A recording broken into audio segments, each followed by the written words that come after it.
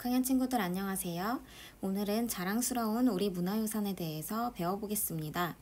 우리나라의 음악 문화유산을 경험하고 발전 방안을 한번 생각해 볼 거예요. 오늘 수업 영상도 학교 수업을 위한 저작물이므로 개인 수업의 용도로 공유, 게시하는 행위는 위법에 해당할 수 있습니다. 오늘은 우리나라의 음악 문화유산을 경험하고 발전 방안에 대해서 같이 생각해 볼 텐데요. 첫 번째 활동으로는 종묘제례악을 감상하면서 음악적인 특징을 알아보겠습니다. 특히 제례, 악가무, 일체인 종묘제례악의 특징을 살펴볼 것이고요.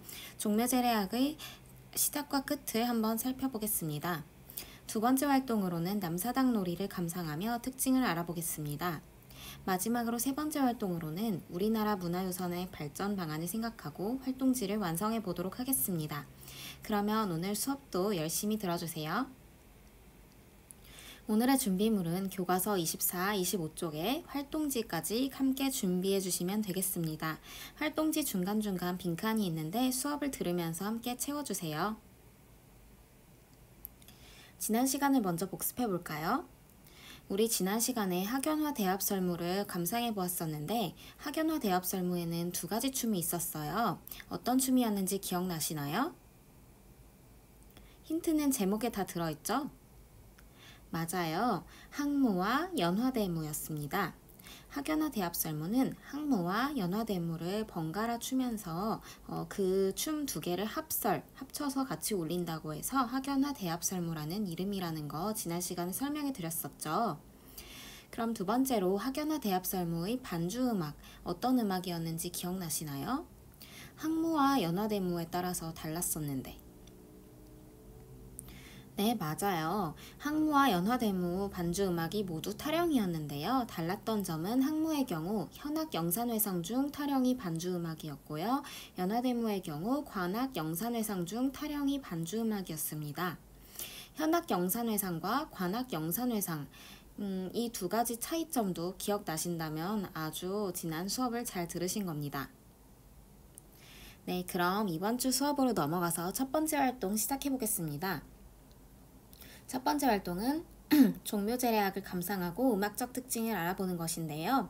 국가무형문화재 제1호인 종묘제례악을 감상하고 음악적 특징을 알아보도록 하겠습니다. 네, 여러분, 선생님이 앞서 종묘를 소개하는 영상을 보여드렸는데 영상 잘 보고 오셨나요? 네, 잘 보셨다면 그 영상 내용을 기억하시면서 한번 수업을 들어주시면 더 좋을 것 같아요. 영상에서도 소개했지만 종묘란 무엇이었나요? 네, 맞아요. 조선 왕조 역대 왕과 왕후의 신주를 모신 사당이었습니다. 신주, 신위란 무엇인가 하면 죽은 사람의 위패를 뜻합니다. 그래서 종묘란 조선 왕조의 역대 왕과 왕후의 그 위패를 모신 사당이라고 생각하시면 될 것 같아요. 그러면 다음으로 종묘제례악으로 넘어갈 텐데요. 종묘제례악의 큰 특징들부터 한번 먼저 살펴볼게요. 종묘제례악은 우리나라 국가무형문화재 제1호입니다. 여러분, 우리가 보통 숫자를 매길 때 1호부터 10호, 20호, 30호 이렇게 쭉쭉 나갈 때 가장 중요한 거를 맨 뒤에 붙이나요? 맨 앞으로 붙이나요? 그렇죠. 보통 가장 중요한 걸 1번으로 두는 경우가 많아요. 그렇듯 종묘제례악은 국가무형문화재 중 제1호, 굉장히 대표적인 우리나라의 무형문화재라고 볼 수 있어요. 또한 종묘제례악은 우리나라 국가무형문화재 제1호로 조선시대 왕과 왕비의 신의를 모신 종묘에서 제사를 지낼 때 사용하는 음악입니다. 그리고 음악, 놀이, 춤이 함께 어우러지는 종합예술 형태인데요. 조선시대부터 오늘날까지, 현재까지도 연주가 되고 있는 엄청난 문화유산이라고 보실 수 있습니다. 그래서 2001년 유네스코 인류 무형문화유산에까지 등재가 되었고요. 그러한 종묘제례악을 한번 감상해 보도록 할 거예요. 원래 종묘에서 제례악을 연주하는 모습을 보면 대돌 아래와 대돌 위로 나뉘어서 악기를 연주하고 춤도 8일무로 64명이 추는 경우가 대부분이지만 지금은 우선 음악에만 집중해서 감상해 줄게요. 특히 음악의 시작과 끝부분에 유의하면서 감상해 주시기 바랍니다.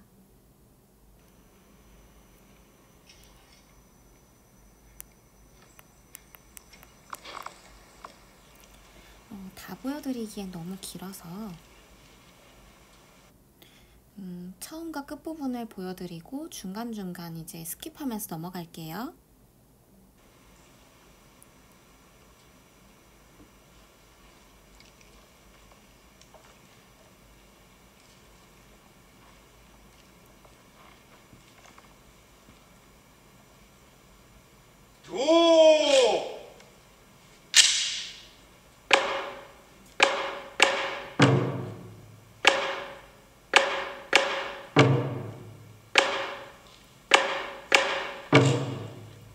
네, 여러분 중요한 부분이어서 끊었어요. 방금 부분이 이제 그 종묘제례악을 시작하는 부분인데요. 우리 시작과 끝부분에 유의하면서 감상해 보기로 했었죠. 시작할 때 어떤 악기로 시작을 했는지 혹시 보셨나요? 네, 못 보셨다면 다시 한 번만 보고 오겠습니다. 자, 맨 뒤편에 집중하면서 봐주세요.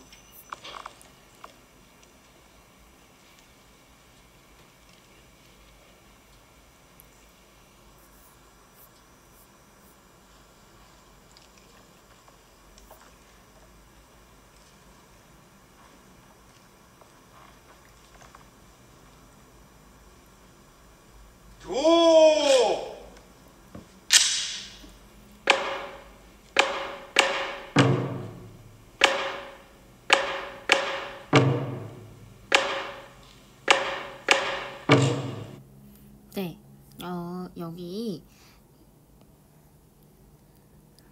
선생님이 동그라미 친 이 분이 박을 처음에 나무 이렇게 막대기로 되어 있는 악기가 박이거든요. 박을 딱 치고 그 다음에 여기 이분이 이렇게 특이하게 생긴 악기를 이렇게 절곡공이 같은 나무 막대기로 이렇게 내려 찍었죠. 이게 무슨 악기인지는 이따가 설명드릴게요. 그리고 그 다음에 이제 여기 이 초록색 악기와 그 다음에 이 북 이렇게 이 악기들이 번갈아 가면서 시작을 열었습니다.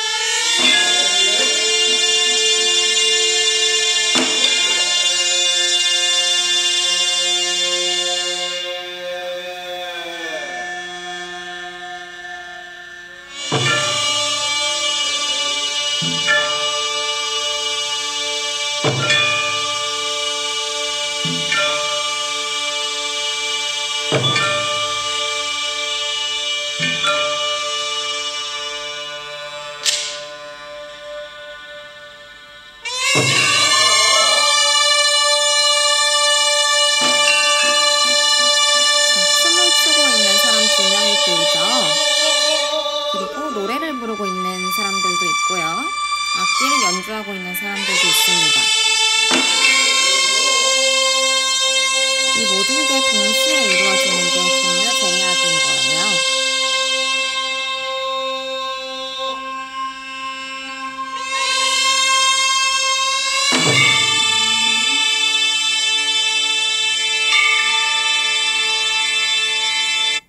이 춤은 아까 말씀드렸듯이 2명이 아니라 더 많은 인원이 추는데요. 지금은 이제 공연 형태로 보여드리기 위해서 2명만 이렇게 춤을 추는 것으로 보여집니다. 네, 그러면 우리 뒤쪽으로 좀 넘어가 볼게요. 여기서부터 끝까지 한번 볼게요. 끝까지 볼 때는 또 마무리가 어떻게 되는지, 어떤 악기를 마무리 때 연주를 하는지에 주의하시면서 한번 감상해 주시면 좋겠습니다.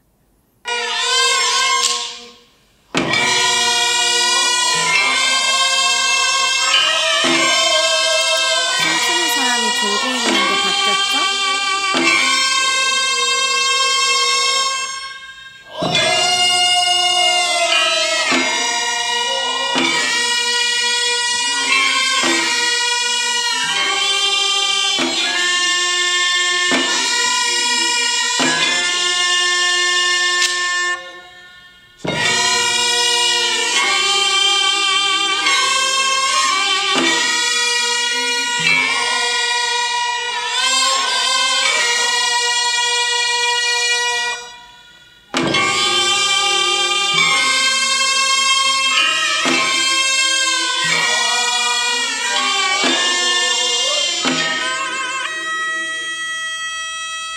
태평소 소리가 납니다.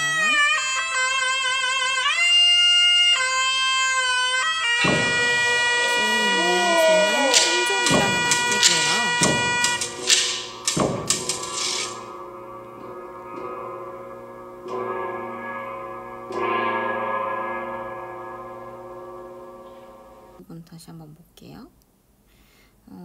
아까 종은 편종이라고 말씀드렸죠. 그 종하고 그 다음에 그 옆에 오른쪽에는 비슷하게 생긴 다른 게 있어요. 이번엔 종이 아니라 돌인데요. 돌조각이라고 해서 편경이라고 해요. 그리고 다시 마무리 부분.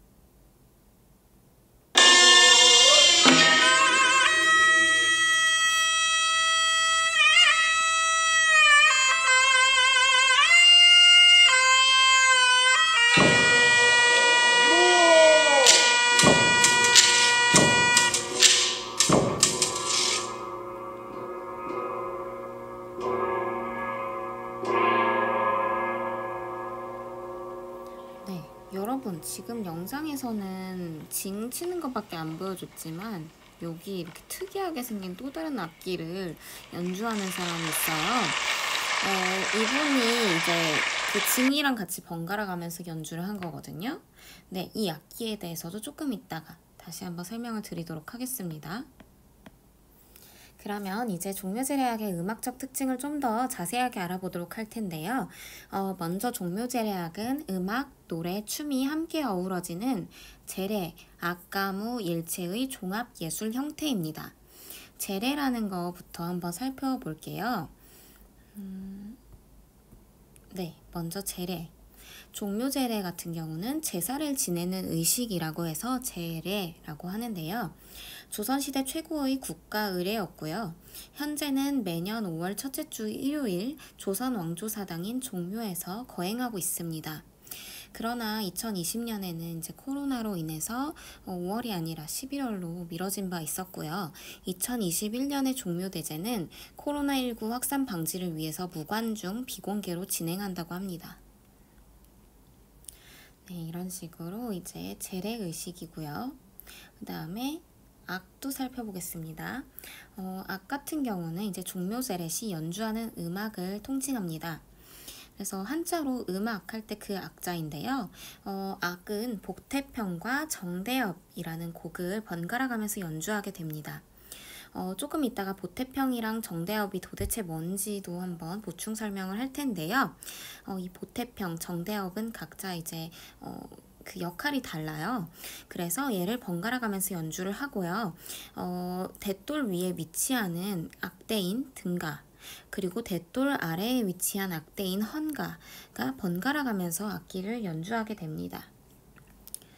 그러면 도대체 이 새로운 용어인 등가와 헌가, 보태평과 정대협이 뭔지도 살펴볼 텐데요. 먼저 보태평은 태평성대를 만들다라는 뜻이고요. 정대협은 큰 업적을 이루다라는 뜻입니다. 이 음악을 만든 거는 세종대왕인데요. 세종대왕은 이때 이제 그 종묘제례악의 음악으로서 보태평과 정대협을 만드신 건 아니었어요. 그런데 이제 이 음악이 세조 때 종묘제례악의 음악으로 채택이 되어서 그때부터 연주가 되게 되는 것입니다. 보태평은 왕조의 학문적인 업적, 즉 문덕을 찬양하는 곡이고요. 정대협은 왕조의 군사적인 업적, 즉 무공을 찬양하는 곡입니다. 그래서 두 곡이 역할이 좀 다르다는 거 좀 이해하시면서 들어주시면 좀 더 이 종묘제례악에 대해서 이해가 잘 될 것 같아요. 그래서 보태평이 문덕을 찬양하기 때문에 보태평이 연주될 때 이제 춤을 출 때 문무라는 춤을 춰요. 그러니까 문덕을 찬양하는 춤인데 그리고 정대협을 연주할 때는 무공을 찬양하는 그 무무를 추는데, 그래서 이제 아까 영상에서도 보셨지만 춤을 추는 사람들이 들고 있는 그런 것들도 달라지게 됩니다. 그리고 등가와 헌가에 대해서 살펴보면, 등가 같은 경우는 아까 대돌 위에서 연주를 하는 악대라고 했고, 헌가는 대돌 아래에 위치한 악대라고 했는데 도대체 이 대돌이 뭔가 싶으셨을 거예요. 이 종묘에 이렇게 보시면 사진을 가져와 봤는데 이게 이제 돌 위거든요. 이 대돌 위에 이제 앉아있는 악대가 등가라는 거고요. 이 돌 아래에 이제 위치한 악대들은 헌가라고 합니다. 그래서 이렇게 번갈아 가면서 연주를 하게 되는 거예요. 자, 그러면 종묘제례악의 음악적 특징 나머지도 쭉쭉 볼게요. 이제 가가 나왔어요. 가도 한자어예요. 노래의 가자 해가지고 종묘제례 시 부르는 노래를 뜻하고요. 보태평, 아까 말씀드렸듯 왕조의 학문적인 업적을 찬양하는 곡이었던 보태평과 군사적인 업적을 찬양하는 곡이었던 정대협에 맞춰서 부르는 노래입니다. 그리고 이 노래를 한자어로 악장이라고 하기도 해서 즉 악장이라고 적어놨는데요. 네, 아까 영상에서도 보셨지만 노래 부르시는 분들이 따로 계셨죠. 그 다음 이제 무에 대해서 살펴보겠습니다. 무는 얘도 한자어죠. 지난번에 학연화 대합 설무에서 나왔지만 춤을 뜻하는 한자어입니다. 종묘제례 때 가로 세로로 이렇게 줄을 지어서 군무라고 해요. 군무를 이렇게 추게 되는데 이때도 문무와 무무로 나뉘어서 춤을 추게 됩니다. 문무는 문덕을 찬양하는 춤이고요. 무무는 무공을 찬양하는 춤이에요. 그래서 보태평과 정대협이랑 짝지어져서 이제 춤도 달리 추게 되고요. 몇 명이냐에 따라서 8일무, 6일무, 4일무로 나뉘게 돼요.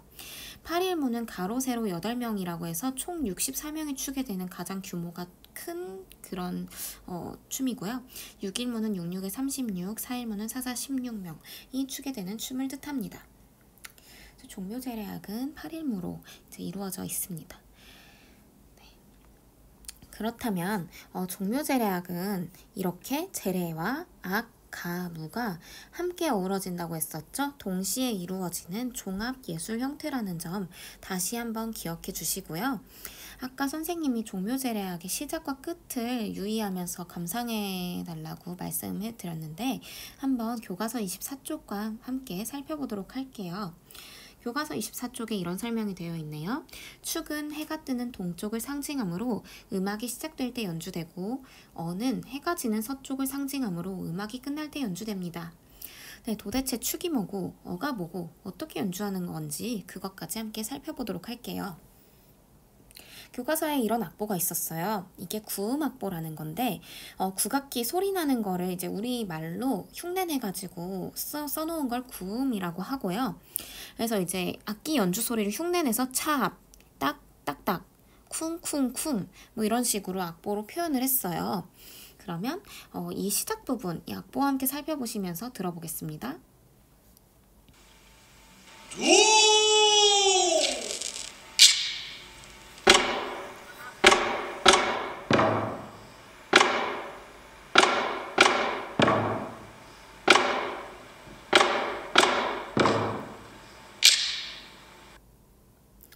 네. 여기 마지막에 박이 찹 하고 한 번 더 연주를 하게 되죠. 이렇게 그림 악보와 함께 구음으로 이렇게 적혀져 있으니까 이해하기가 되게 쉬운 것 같아요. 그래서 이제 여기 여러분이 아까 박은 또 나오네요. 네, 박은 아까 보셨고 축 아까 선생님이 이 특이한 악기가 하나 있어요. 나중에 설명드릴게요 라고 말씀드렸던 악기인 축입니다. 그리고 절고도 아까 보셨죠. 앉아서 이제 치게 되는 북 같은 거였는데요. 북 종류의 악기였죠. 자, 이 축 이렇게 축 사진을 크게 한번 확대를 해봤는데 축은요 음악의 시작을 알리는 그런 상징성을 가진 악기입니다. 그리고 사다리꼴 모양의 나무 상자 아래에 방대라고 하는 받침대가 있고요. 나무 상자의 윗판에는 구멍이 뚫려 있죠. 그 구멍에 나무 방망이를 세워서 상자 밑바닥을 내려치는 방식으로 악기를 연주하게 됩니다. 그래서 음악의 시작을 알린다. 이렇게 이제 이해를 해주시면 될 것 같고요. 그러면 끝부분 한번 살펴볼게요. 끝부분도 이렇게 악보가 있어요. 그래서 구음 악보와 함께 한번 보시면 악기가 박이랑 절고는 똑같아요. 근데 이번에도 새로운 다른 악기가 이제 추가되었어요. 라는 악기인데요. 아까 영상에서 징만 연주하는 모습을 보여주느라 어가 어떻게 연주되는지를 보여주지 않았는데 어떻게 연주하는지 그 방법도 말씀드리도록 하겠습니다. 먼저 음악을 한번 들어볼게요.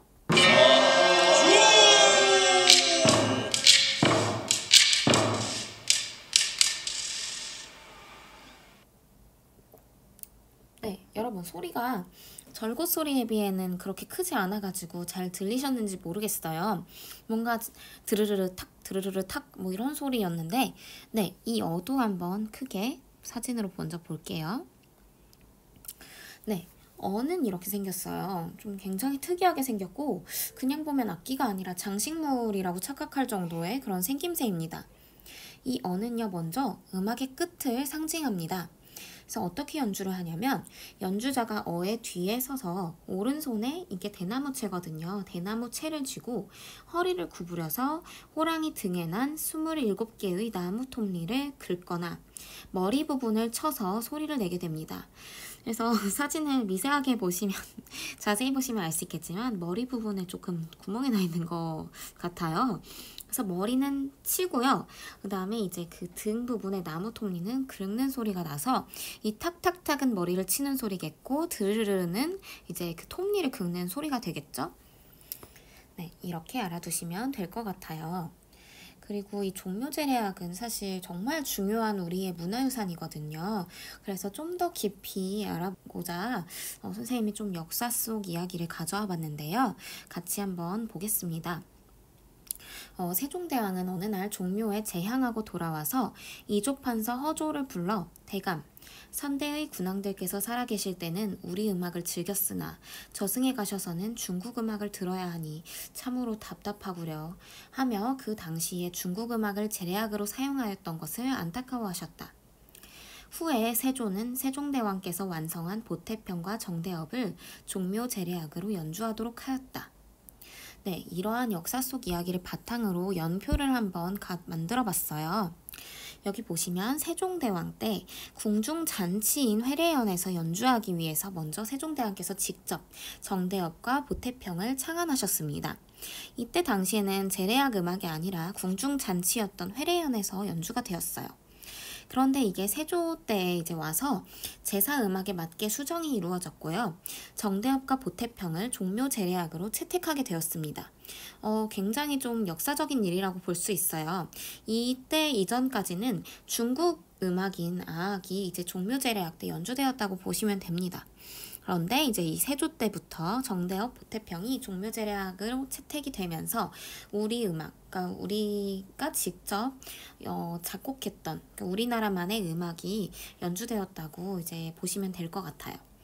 그 다음 대한제국 때 와서는 6일물을 8일물로 수정을 하게 됩니다.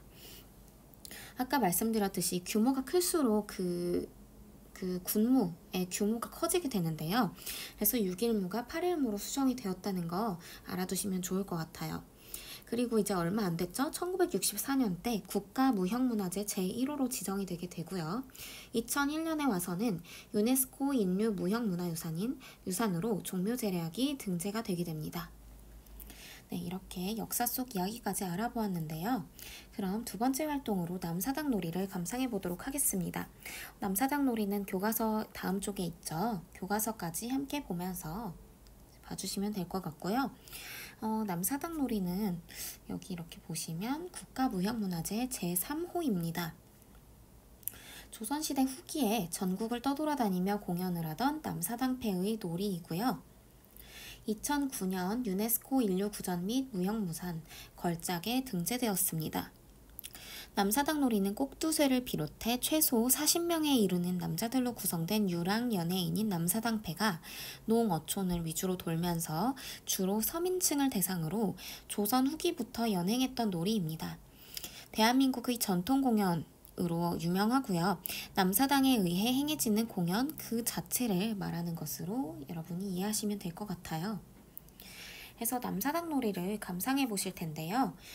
지금 이제 선생님이 보여주는 다음 영상에서 남사당 놀이를 감상하고 오겠습니다.